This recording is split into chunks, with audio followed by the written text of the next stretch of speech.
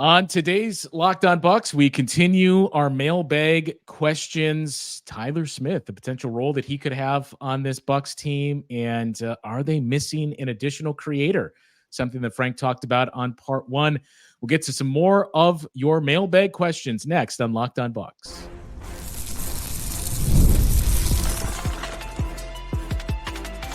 You are Locked On Bucks, your daily Milwaukee Bucks podcast. Part of the Locked On Podcast Network, your team every day. Welcome into Locked On Bucks. I'm Justin Garcia, joined by Frank Madden, and we thank you for making Locked On Bucks your first listen every day. We're free and available wherever you get your podcasts and on YouTube as well, part of the Locked On Podcast Network, your team every day. And today's episode brought to you by FanDuel. Make every moment more.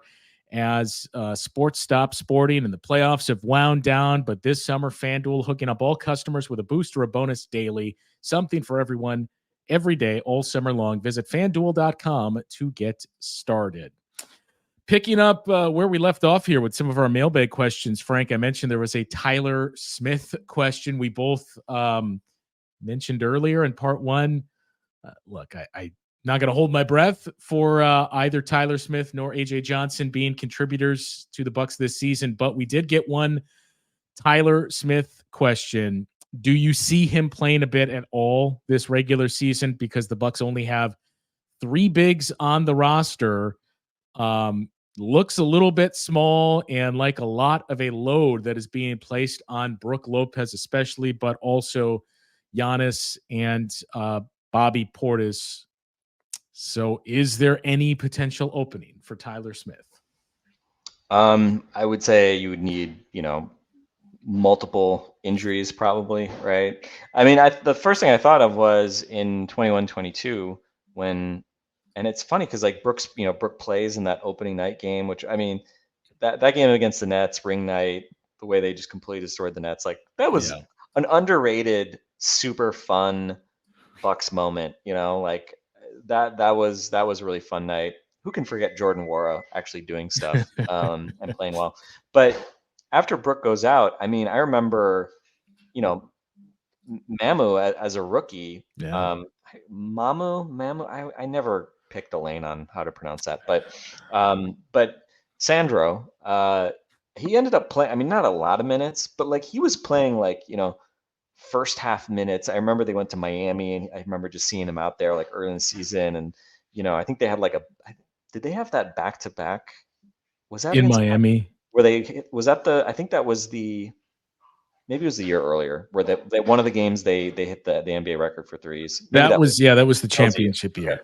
Yeah. But I remember, I think it was just then a typical Miami loss where Sandro played, and it's like he's doing what he can, but just like physically just couldn't really kind of hold up defensively. So to me, that's kind of that's who I think of as like what experience could he have that gets him on the floor. It would probably be something like that where Brook, Bobby, or Giannis goes down for, I mean, even if it's just like a game or two.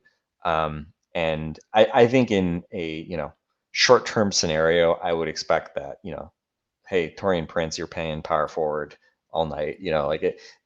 I don't think Tyler Smith is, again, one injury away from rotation minutes or something like that. But we've seen it, right? That Giannis twists his ankle, and I don't know, Brook and Bobby have just been so durable, knock on wood, that you haven't really needed more than like basically a 3-man defensive or 3-man big rotation. But that would be it. And I think in terms of like profile, I mean, he's actually, I'd say he's not the kind of ball handler kind of passer that Mamu was, but kind of similar in terms of just like, he's kind of like a 4 that, is actually like a decent rebounder, can shoot, has some offensive skill, but, defensively just like you can't expect him to hold up. So I think it would probably be kind of a, similar experience to what we saw with Mamu. But I don't know. His shot, he's looked at times a little excited in Vegas, threes that have kind of gone about a foot too far. But I've generally been, he's kind of been as advertised to me. been kind of put up some numbers seemingly every game. He rebounds. I get kind of the defensive questions, but like, I don't know. I don't think he's like, Jabari Parker level clueless or something like that defensively. I don't know. Is he better than Bobby Porter? I don't know. I'll wait till the preseason to see it against real NBA players. But yeah, so probably not. But I don't know. I mean, big guys that can shoot. It's a good life skill to have, and he's got a pretty stroke. So that's obviously kind of the. I don't say that's the skill that's going to get him on the floor. It's going to be more injuries that are getting him on the floor, but who knows, right? Like that would be a fun thing to see from him. I mean, he's used to the G League, so hopefully he can go down to the herd and get good minutes and kind of continue to develop. There is one question that kind of we can take from there that ties into it a little bit. We'll get into that, and as I mentioned, there's a question about non-basketball related Frank interests that we'll get to coming up after this on Locked On Bucks. That question that kind of ties into it. So that how much, if any, do you think Tyler Smith will play this year? That came to us on Twitter from Botanical Wah. And we got an email from Dan asking, seems like the Bucks, so this came just before the Gary Trent Jr. signing. It seems like the Bucks are trying to use that last roster spot for wing depth with their pursuit of Haywood Highsmith. I'm a little worried about the depth at the 1 and the 5. If Brooke or Dame gets hurt, those spots look very shallow. Both players are older. It does seem like an area of concern for me. Is that an area of concern for you? So they've used that on Gary Trent Jr. And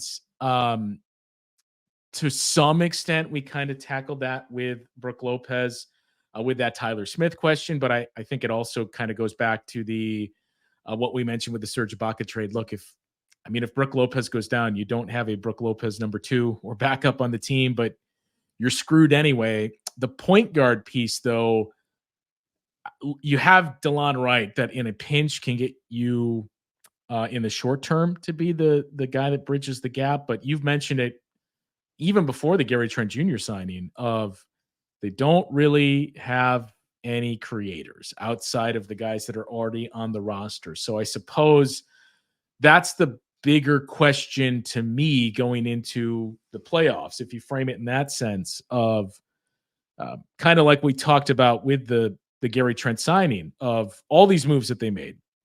They are better players than you had a year ago, but it doesn't necessarily answer all of your questions, the large term questions for this team. I saw a few people, you tweeted that, and a few people asked too, like, what do you mean? And it's more of, well, who's going to close for this team? Because, like, yes, these players are better, but it's still not like Taurean Prince is one of your 5 closers in the NBA Finals, or should be. So those are the questions that persist. And to me, I don't see any way around the Brooke Lopez piece there. But even guys that could play in the playoffs, what happens if you get to the postseason and you see Gary Trent Jr., as we talked about on the show, yesterday, 2 days ago, doesn't have a ton of postseason experience. So what if you get there and suddenly realize, oh man, we're still kind of in that same spot. We trust DeLon Wright, Damian Lillard, obviously, but outside of those guys, Andre Jackson Jr. is the only guy that can handle the ball.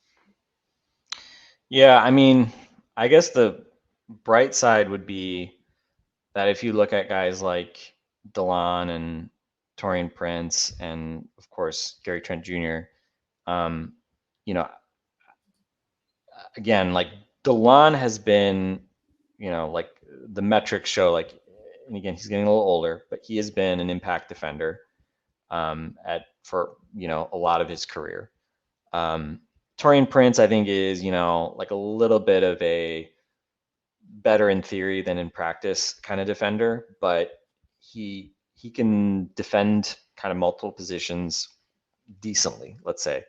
And then of course, Gary Trent, we've had a lot of discussion about like, well, how good exactly is Gary Trent defensively? And I thought the low post discussion today was good because Zach follows the Raptors certainly much closer than I do. And I think they were talking about, how 2 years ago, like his defense under Nick Nurse was markedly better than it was, a year ago, when obviously the team was in a kind of fundamentally different place, and his role was kind of unclear, and his future was obviously up in the air as well. So so again, like, I think in July, it's easy to say like, well, Gary Trent is better offensively, better defensively than Malik Beasley. DeLon Wright is definitely better than Pat Beverly, and Taurean Prince is obviously going to be better than Jay Crowder. Like, the reality is, and again, call me cynical, but I've been not my first rodeo. Um, at least one of those guys is going to, shoot poorly to start the year, or is going to be playing ahead of Andre Jackson, and you're not going to like that. And so, like, the kind of shine is going to wear off relatively quickly with, like, some of these veterans, right? Especially because I think they're going to block the younger guys from getting minutes, and if they're not, perceived as being like, oh, really good, then what's going on? So I think the upside, though, I did say there was an upside here, is that we're used to seeing, obviously, guys like forget how to shoot when they wear a Bucks uniform in the playoffs, right? Like, we've seen this movie before. And if it's like, Nikola Mirotic, that's a problem, because that's what he's supposed to do, right? If prime Tyler Smith isn't making jump shots, in 4 years in the playoffs or whatever, when he's a rotation guy, like, that's going to really impact the playability probably of Tyler Smith. Not to, can kind of condemn him to being a bad defender forever, but with the three veterans we're talking about that they just signed, you can see them still having a defensive impact, or earning minutes, even if the jump shots aren't falling the way that you want them to. I mean, I think with Trent, like, again, I think he's going to get enough shots. Aside from the kind of big four, he may be the next highest usage guy. So with him, like, I think you'll feel the impact if he's not making shots. But DeLon Wright's had a whole career of helping his team without scoring a lot, right? Taurean Prince, I think, again, if he can find his niche defensively and hit enough, corner threes, then, I think he'll be playable. So yeah, I don't know. It's kind of hard. I think you have to be realistic and not, I think, just always take the most positive view of all these guys, right? Just because it's July. Because again, we know how these things go. Like, you're not going to like everybody who's in your rotation. Like, that's not how fans do this. But at a minimum, I would agree. Certainly, I'm feeling better about the three that are in versus the three that went out. We have a few questions centered around the what we just touched on there, the free agency signings.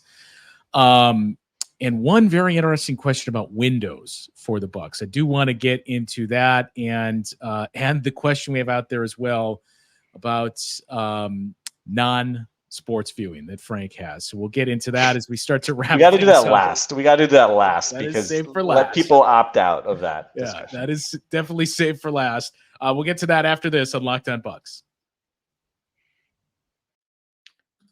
Time to talk to you about our friends over at FanDuel. We all love sports, so much so that we never want them to stop. But as the sports start to wind down, we get fewer games, and that means sports aren't sporting like we want them to. Playoffs are out of the picture. We've now moved on to other sports, so you wonder where you're going to get your fix. But FanDuel is what keeps you going, and the sports out there for you whenever you want. All you have to do is open up the app and dream up bets anytime you're in the mood. This summer, FanDuel is hooking up all customers with a boost or a bonus daily.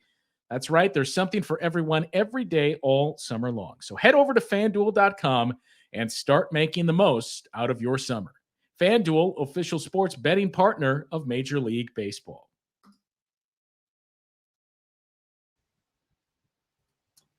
All right, so we had a couple interesting questions came to us from Luke just after the Gary Trent Jr. signing. So we'll get to both of them here. The offseason moves that the Bucks had made, I'm going to just contain this to the three free agency signings. Which of those do you think will make the biggest difference on this team's play by the end of the season? So Gary Trent Jr., DeLon Wright, and Taurean Prince. I mean, I hope it's Gary Trent because he's going to have the biggest role. And, um, I mean, last year we had sort of that weird narrative all year that we were trying to figure out of what was promised Malik Beasley. Why is Malik Yeah. Beasley untouchable as a starter? Which was kind of interesting because I mean he was signed while they still had Grayson Allen, before they Yeah. traded Drew Holiday. So it's not like they didn't have other options. They had an incumbent starter in Grayson, who I don't think it was obvious that Beasley would have taken Grayson Allen's job. So the idea that he then becomes sort of this, you know, blessed defensive stopper perpetual starter guy like that, it is a little weird still in hindsight as well. But the starting five was so good. Like we always have to acknowledge this, right? Like 15.7 points per 100, best starting five in the NBA. Like I can't argue too much with it. But I think with Gary Trent, it's interesting because I mean, I don't have a problem if they basically guaranteed him a starting spot because that's the only way you're going to get him. And if that's the price of admission, then let's do it. And it should be noted, I mean, Trent has kind of switched off between being a starter and a Yeah. reserve the last few years. So it's not like he's a guy like, ironically, like Pat Beverly has like started like way more than you would think Pat Beverly has started. Like he's pretty much just like always started up until like the last year or two.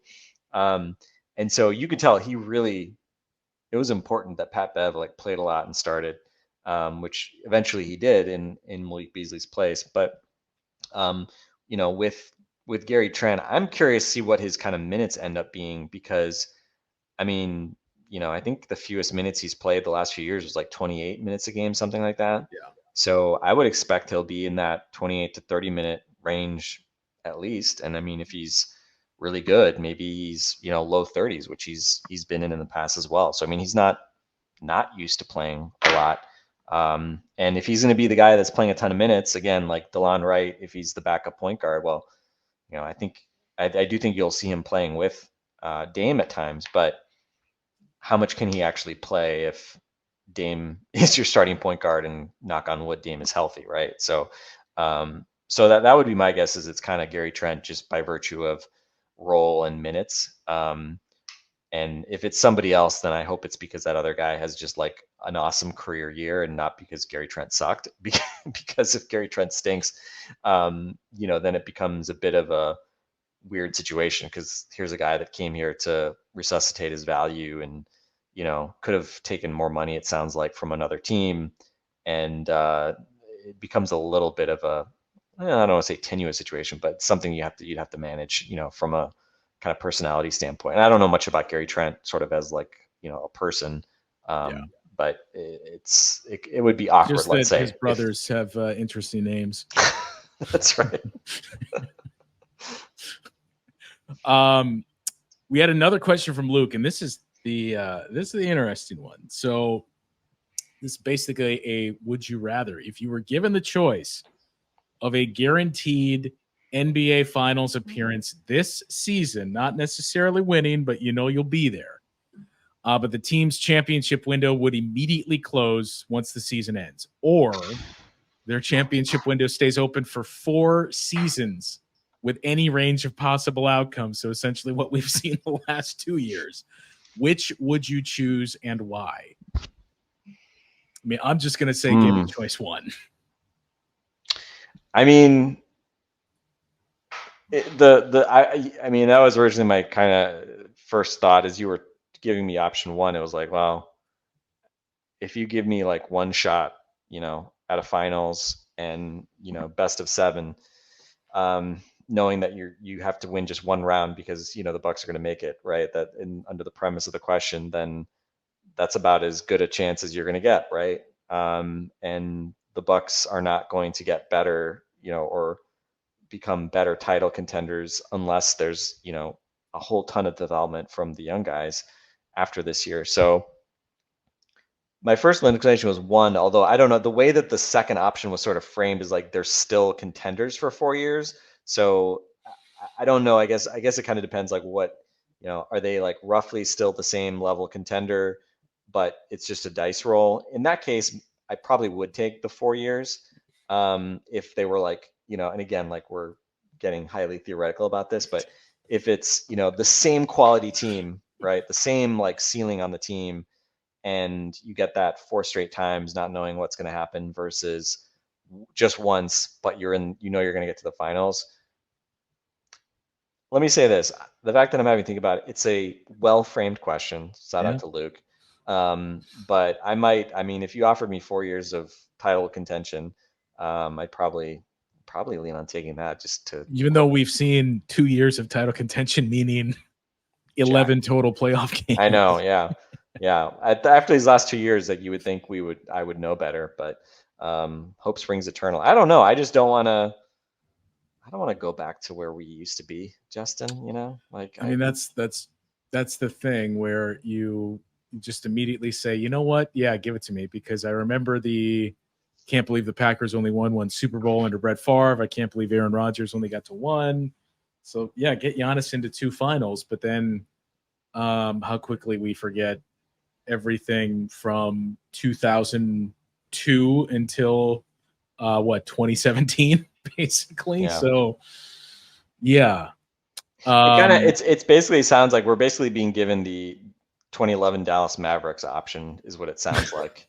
Well, maybe that's how you keep the championship window open. Maybe it's you get 4 more years because you traded Chris Middleton for Kyrie Irving. I'll leave it at that. That's a good way to end that question. I don't know, Luke, if that was a satisfying one, but it was a good question. Hit us in the comments. Yeah. 1 year, 1 year, or 4 years. Let us know. So that brings us to the final one.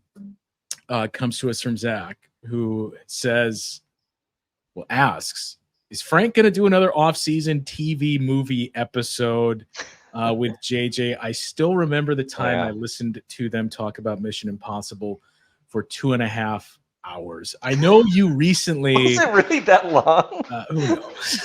Eric was a part of that too. So yeah, I do. I don't think to that. Yeah, I don't think Kane was involved. He kind of opted out. But I don't. Eric's game. Never seen Mission Impossible.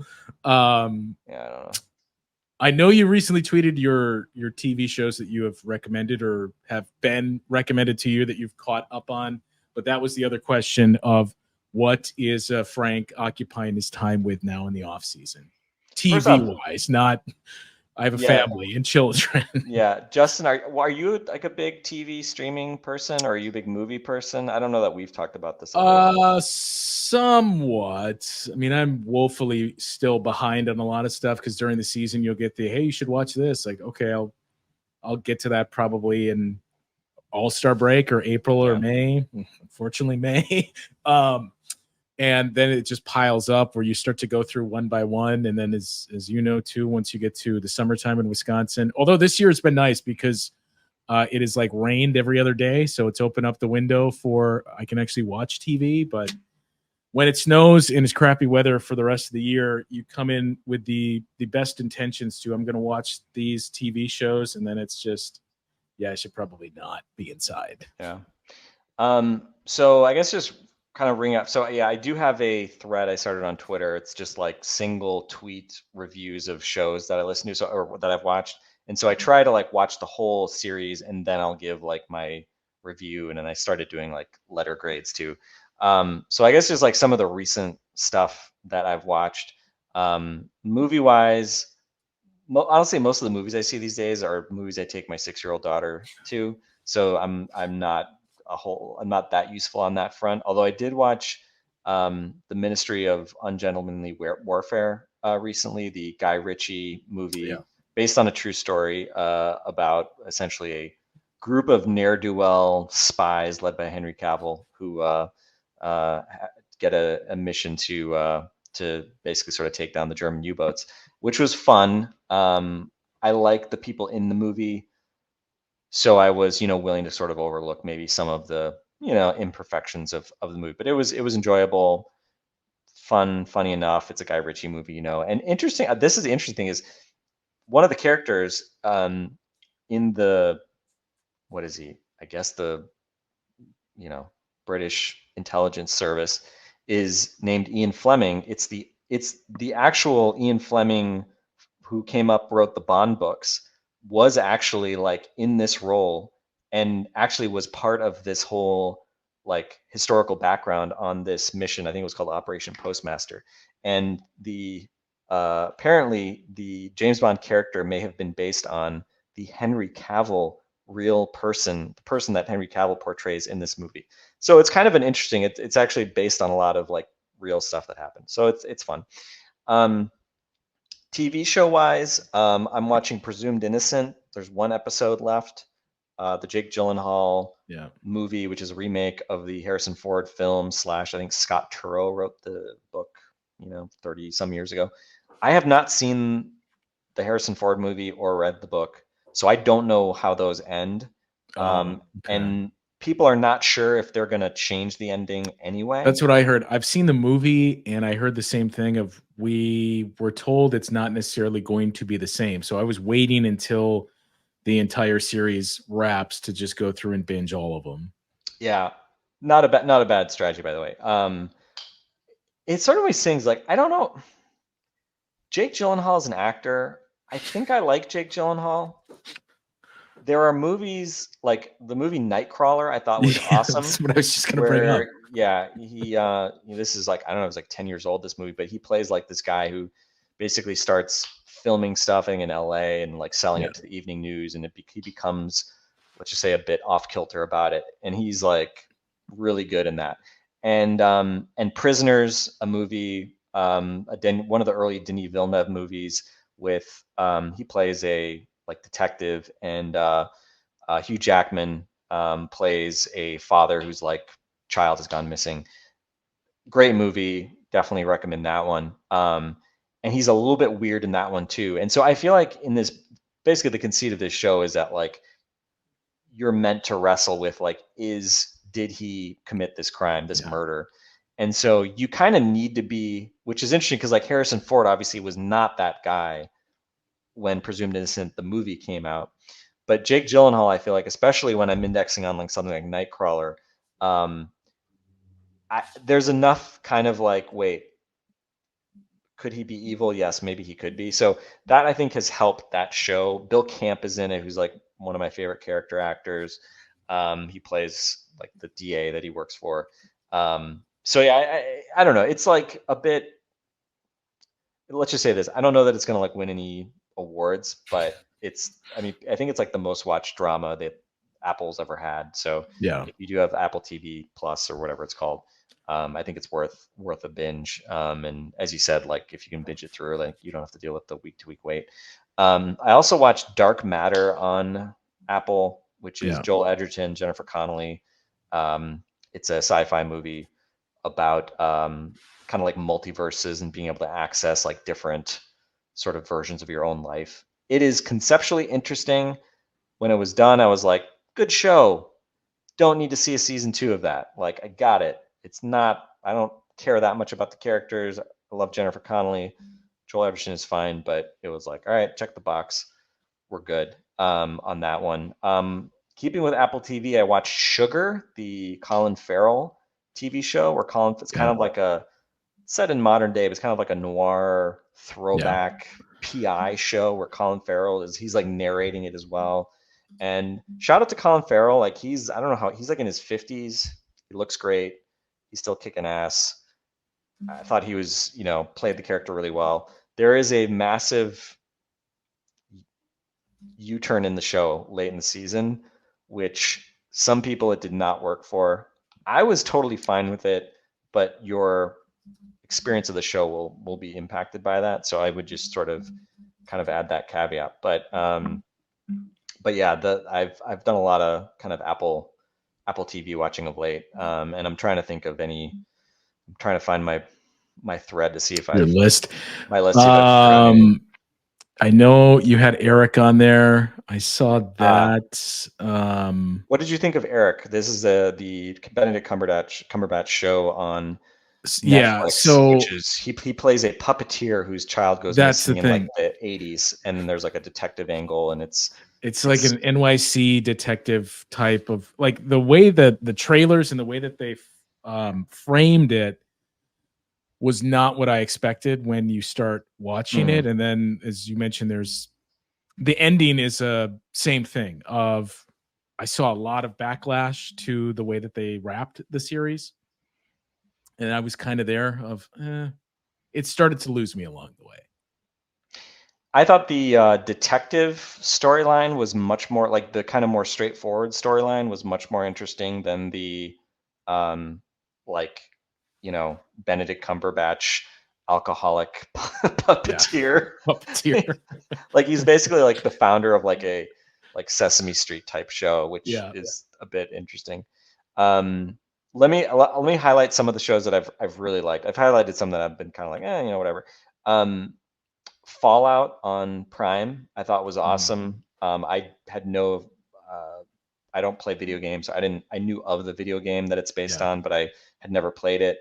But I thought it was totally interesting. I binged it. Like it's great. Walton Goggins is awesome. Ella Purnell, Kyle MacLachlan are really, really good. Like great casting. And I think just like the world building it does is really interesting, sort of in this post-apocalyptic future, but also flashing back to like a kind of 50s era time, like before the nuclear apocalypse happens. There's even a Chris Parnell cameo, which was very enjoyable. Always enjoy Dr. Leo Spaceman, Chris Parnell. So I thought that was great.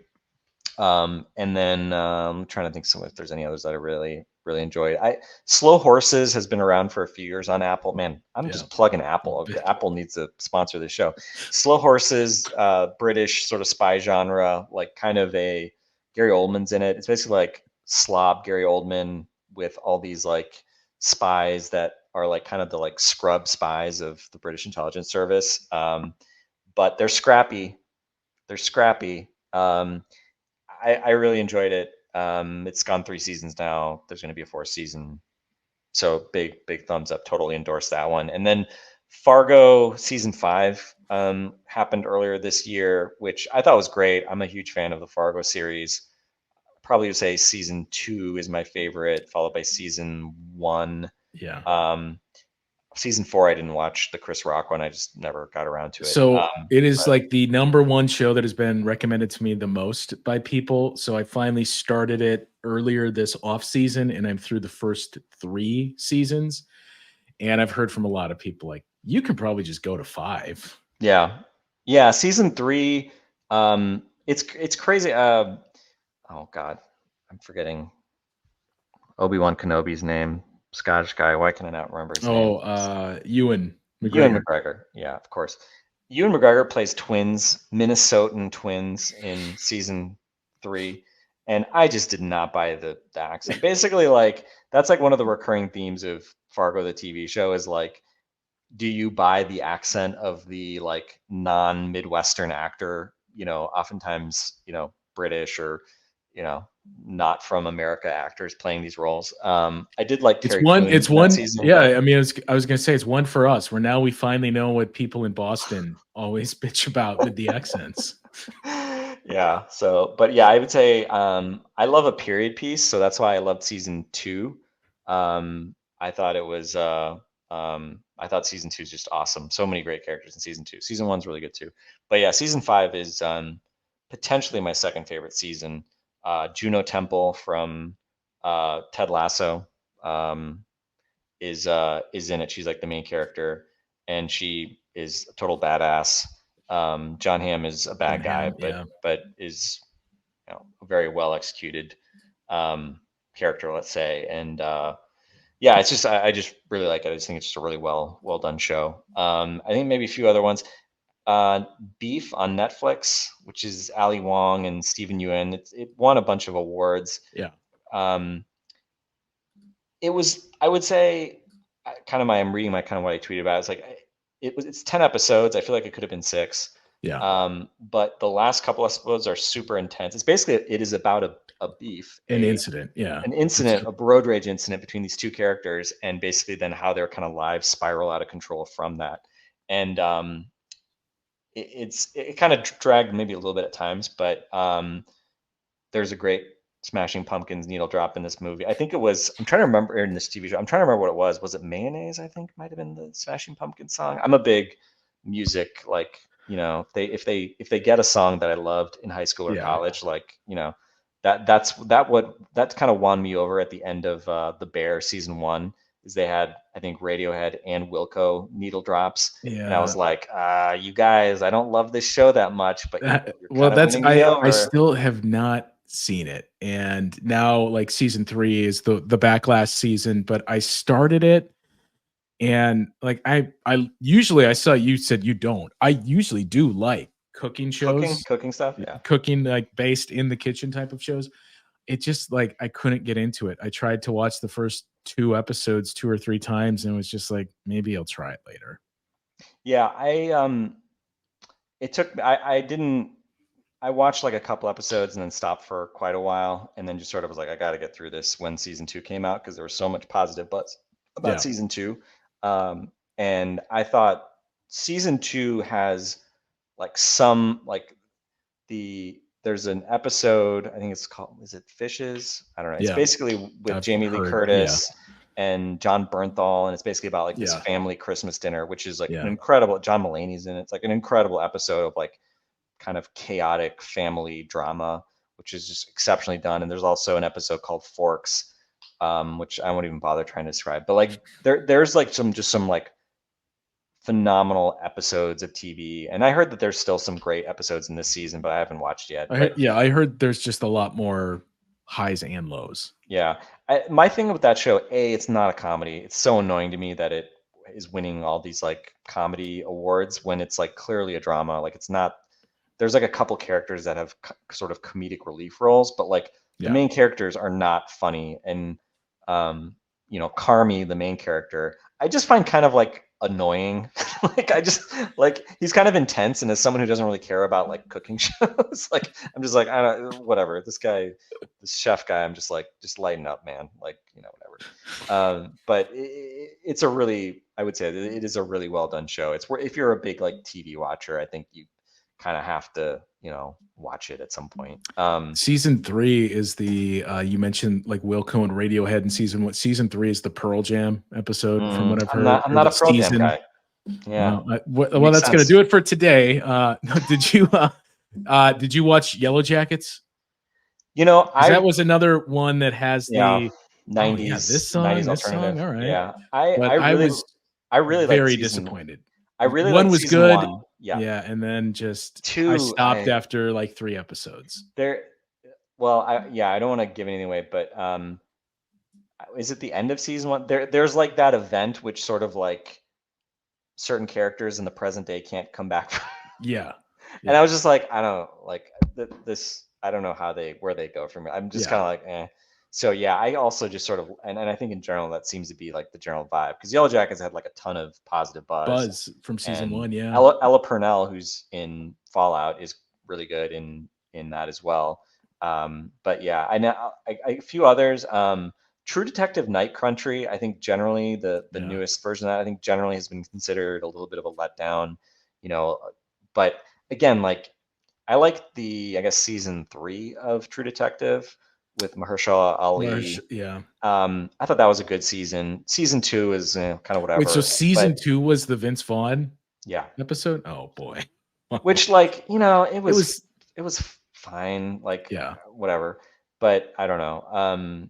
Season 4 is I forget her name. She's a totally new showrunner. It was like a show. Yeah. Like, it was like basically like a different show, and then they sort of like and then they just frame into the True Detective sort of universe, which, what does that even mean, right? Like, they're all a little bit like, I mean, it's not like there's like some great connection between these, but it's set in Alaska. Yeah. And it is I don't know, I still enjoyed it. The ending kind of worked for me. It's been a bit polarizing. And I don't even, honestly, like, I don't even really like the Jodie Foster performance in it, which I feel like most people like the Jodie Foster performance.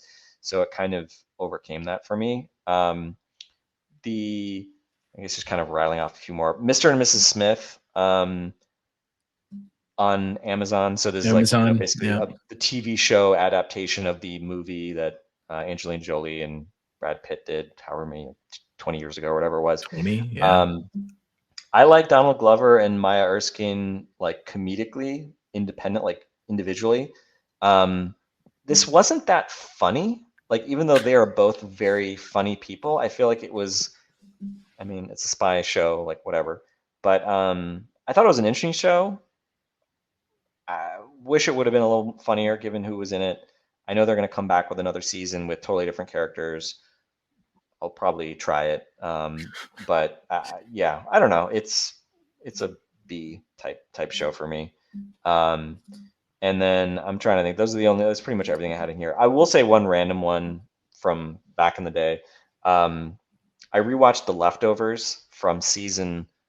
I rewatched season 2 and 3 of The Leftovers. It's a Like right show. after the playoffs ended of like, I'm not ready to let go of this feeling. Just need to. I'll just say this. The Leftovers season 1 is a really tough hang. It's based on the book. And then seasons 2 and 3 are completely divorced from the book.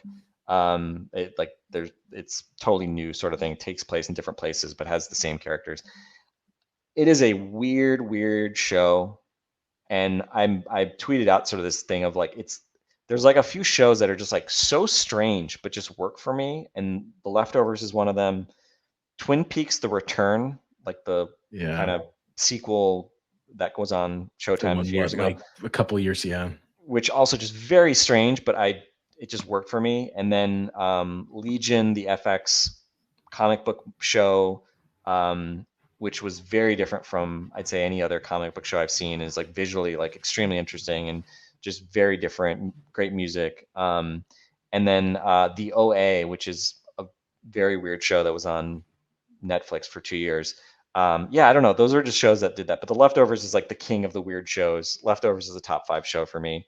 Great, like the music. And the last 2 seasons, I think, are just beautiful and heart-wrenching and strange and compelling and just kind of very difficult ways to describe. So I don't know. It's the kind of show that like people who love it like have this weird sort of way of speaking about it, like I am right now. So whenever I meet someone who loves The Leftovers, it's just like an immediate kinship. And Andrew Greenwald and Mina Kimes did a podcast about the finale of Leftovers, which is considered, I'd say, a pretty great finale. I would say the last 2 seasons had great finales. They didn't even know if they were going to make the 3rd season.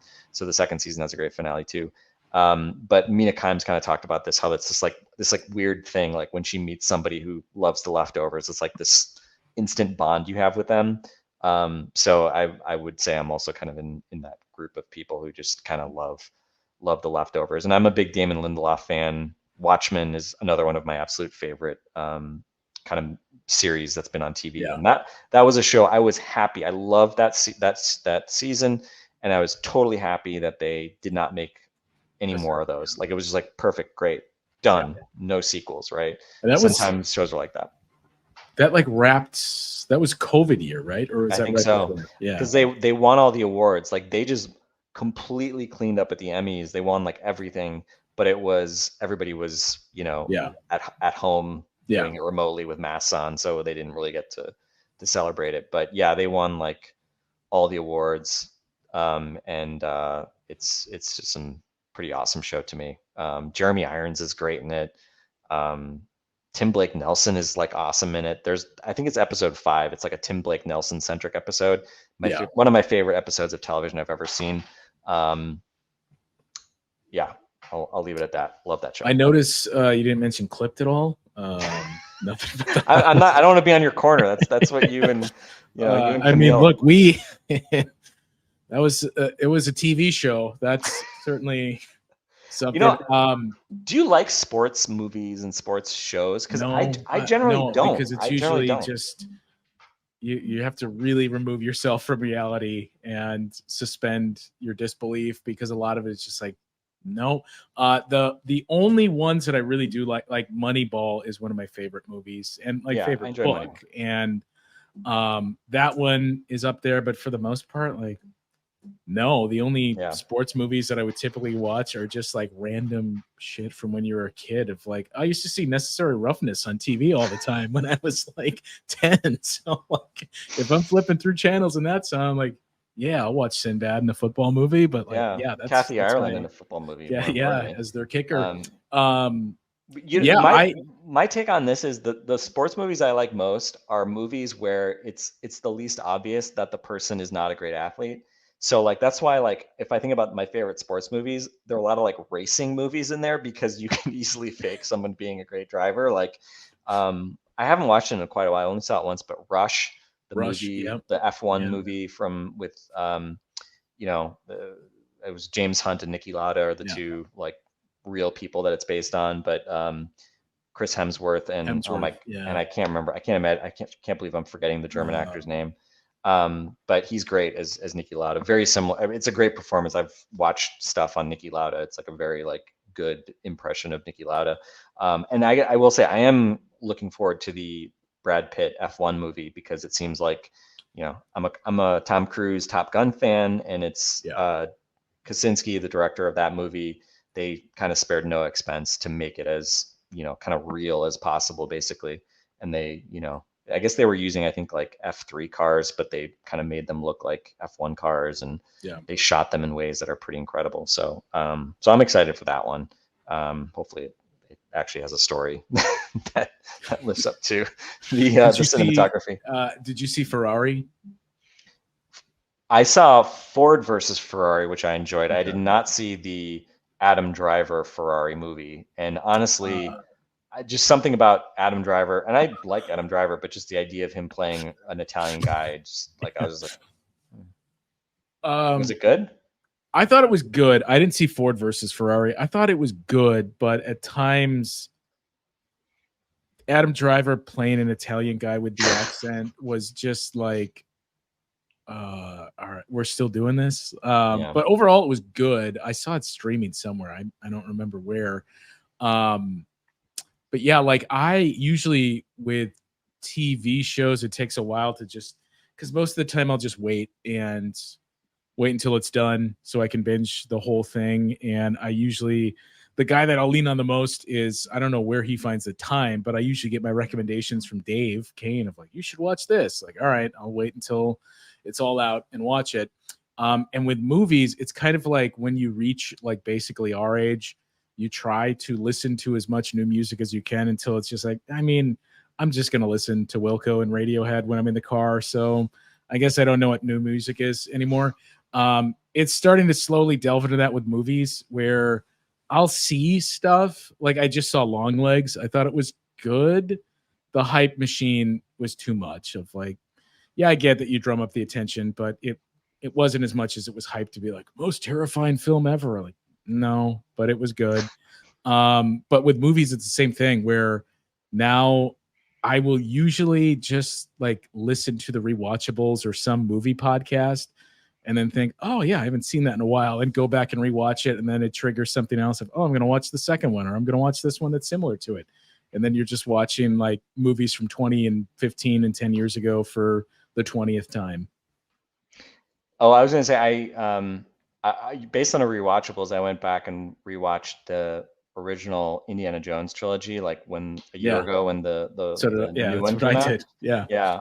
And I don't know how you feel about it, but rewatching it, I was like, the third one feels like clearly the best of those movies, which I didn't like think of it that way, and you know that the third one would be clearly kind of like hold up the best, but like the first two are like they're good, they're fun, but it's like like you kind of was like, man, it's sort of parts of it are a bit like abrupt, and like I'm a little surprised these were as popular as they were, even though, you know, Harrison Ford's just phenomenal. And I don't know, I saw like each of the two newer ones that I've seen, the one that came out last year and the, you know, Shia LaBeouf one from 10 years ago, whatever it was, like I just sort of like I'm fine, I'm in. I'll watch whatever Indiana Jones stuff you have for me. I'll enjoy it. You know, it's fine. And I'm usually kind of the same way with Star Wars. Like I didn't mention Star Wars, but I watch all the Star Wars shows. The newest one, Acolyte, is fine. I don't know. I watch it with my 6-year-old, so like it's like a thing we do on Tuesday nights, you know. Like so, my bar is a bit different. It's entertaining. Give me like my thing with Star Wars is give me lightsabers and the Force and stuff, which is why even though Andor was like clearly the best made of all the Star Wars kind of like TV shows, like I just didn't like love it the way I think a lot of people did, because just didn't feel like a Star Wars show to me. I definitely enjoyed, you know, the Mandalorian season 2 end that kind of got me very nostalgic, and that was like definitely the peak of my kind of last decade of all Star Wars consumption. But I'm a sucker for Star Wars stuff too. So did you see Axel F? I did, and it felt it's interesting to me. It feels like Netflix just cannot get how to make like blockbuster-ish movies. Like it felt, I mean, I thought like all the people that they brought back, like there's something like just about that group that's like fun. So it was like fine, I guess. But the script, everything just felt like, it was like warmed over. It was fine. It was a C+. I mean, it was obviously better than Beverly Hills Cop 3, but I went into it with very, very, very low expectations. But like as it got closer, then I started to get myself up for it of like, oh man, literally everyone is back. All right, I'm really into this. And I forget who I was talking to about it, but like they just said, no, like what? So what is this? It's an Eddie Murphy movie. Like you don't know Beverly Hills Cop, and like trying to explain that to him, and like this is Taggart and Billy Rosewood, and they're back, and this and that, and so I was like, by the time I started watching it, very excited for it, and it wasn't bad, but it wasn't good. Yeah, it was like, it was better than Coming to America. Oh, I never saw the You're second good. one. You don't need to. Okay. All right, noted. Yeah, I don't know. I feel like Netflix in general, like people complain about, they don't have to. They're like, we can just churn out comedy stand-up, and like we'll pay Adam Sandler to make movies, and then anything else, great. People are going to watch it anyway. I will say the first Extraction, the Chris Hemsworth like action movie, I thought that was like really fun and well done. I think that may have been with one of the John Wick guys, because they were like basically there were two directors from the first John Wick, and they've each done a bunch of things like Atomic Blonde and the other John Wick movies. And then what was the other one that had was it Hemsworth or Pine in it, and Affleck? Was it like Triple Frontier? Yeah, that one kind of was like, I think Pedro Pascal was in that too. You saw the cast, like what? Yeah, and it kind of just, I don't know, they just don't. It just feels like Netflix is always missing something with these big, like Ryan Reynolds, the Six Underground or whatever that one was. Just like what, like I don't know, but the one Ryan Reynolds, there was that one, like what was it, like a time traveling one with Ryan, I forget the name of it. That was actually like pretty well received, and I enjoyed it. And I can't even remember the name of it, but that was kind of the rare exception. I mean, they've done like their like handful of like prestige movies that they've kind of just thrown money at. But for the most part, like the ones that they like, and I think there was one recently that was good, but it was like it was made and then you just bought the distribution rights to it. They didn't actually like really make it. And I'm trying to remember what it was, because it was actually a pretty good movie. But yeah, I don't know. But in general, like, I don't know. Sometimes I hear people like complaining a little bit about like, oh, there's no good shows on. It's like, I remember freaking being like in the 90s, like, and I got cable and I was like, oh, great. But it's like the amount of like good stuff that is just being cranked out every week is incredible. There's literally nothing on. Yeah. Like, especially when you were a kid and it got, I mean, granted, you were supposed to go out and play, but like once you got to the summer too, like there's nothing. Like, that's why Beverly Hills 90210 became so popular. It was the only show that was on in the summer. Otherwise, it's Roseanne reruns that you had. I thought you were going to say Beverly Hillbillies. I just remember all the like syndicated shows. Like, I remember being Andy like Griffith Show. And I watched lots of Andy Griffith Show and Magnum PI. Like that Magnum PI in the heat of the night. Oh my God, I remember watching some of that. Carol O'Connor, is that in the heat of the night? Yeah. Yeah, Magnum PI and A-Team were like my go-to syndicated, because they were off the air at that point. But I'm not that old. I'm not like, I didn't grow up in like the, I wasn't like 10-year-olds in the early 80s, right? Like, but they were syndicated and they were just like on every day at 11 o'clock. And I remember one summer my mom got really mad at me because I was like sleeping until like 11 in the morning every day. And then I'd just like get out of bed and watch Magnum PI and A-Team. And she was just like, can you go do something productive or something like that? And I'd just be like, I don't know. I felt bad, but now in hindsight, I was like, middle school, you shouldn't be doing shit in middle school. Like that's like the most carefree time of your life. Come on. I know. Well, I think we've covered all the we've- TV shows and most of the movies. So we've hit everything there. So yeah, if people can't find stuff to watch, don't blame us. Yeah, if we missed anything, drop it in the comments or tweet at Frank's list too that he compiled together and share your feedback. But yeah, the mailbag, and of course it wouldn't be a mailbag without any questions about the TV shows and movies that Frank is currently watching. That will do it. It was not a plant. He didn't offer it up. I didn't even know that I didn't know that you were even going to give me this question until we started this podcast. Totally caught him off guard. Don't blame me. Blame whoever the nice person was that asked the question. That'll do it for today's show. We will be back once again early next week as the Bucks start to wrap up Summer League, and then before you know it, the training camp is going to be here. We're a couple of weeks away from finding out the Bucks schedule as well. So we'll get into all of that in the coming weeks here. For Frank, I'm Justin. We'll talk to you once again tomorrow on Locked On Bucks.